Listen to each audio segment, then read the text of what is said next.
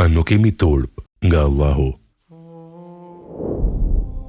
Robër të Allahut, kujtoni begatit e Allahut ndaj jush, kur ju zgjodhi që në këtë vend të shenjtë t'i bëni ibadet atij dhe ta ruani këtë tokë.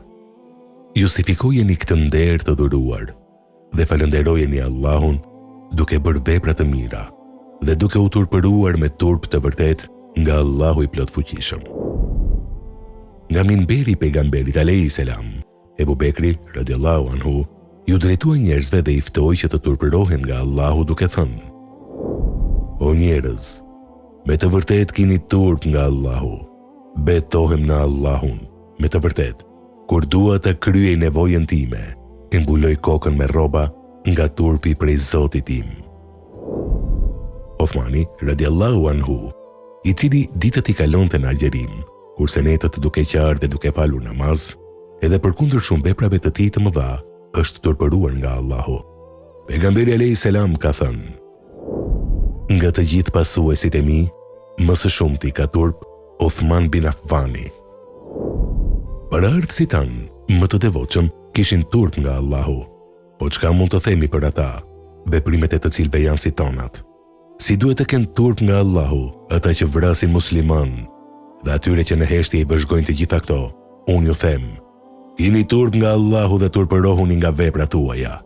O robër të Allahut, edhe pse jemi të vegjël dhe të pafuqishëm, ne në duart tona e kemi një armë të fuqishme që shpesh harrojmë ta përdorim. Allahu i lartësuar thot: Më lutni mua dhe unë do t'ju përgjigjem. Mos lejoni që t'ju kaloj asnjë moment, veçanërisht 1/3 e fundit të natës, pa u lutur për vëllezërit tanë. Luteni Allahun që t'i ushqej, t'i ruaj dhe t'i çlirojë ata nga robëria e armiqve të Allahut. O robër të Allahut, gjendja në të cilën kemi ardhur, a nuk na kërkon që të turpërohemi nga Allahu dhe t'i kthehemi librit të tij, të cilin e kemi braktisur? Jo besimtarët dëshirojnë që ne të harrojmë librin ton, historinë dhe traditat tona, kurse nga ana tjetër, t'i mësojmë ato që ju përkasin atyre. Allahu i lartësuar thot: Ata vazhdimisht të luftojnë kundër jush, që nëse munden t'ju kthejnë nga besimi juaj. Surja El-Bekare 217. Prandaj ne duhet të kemi harmoni mes vete dhe t'i kemi radhët unike dhe të ngjeshura. Zotin e lusim të na udhëzoj në rrugën e tij të drejtë.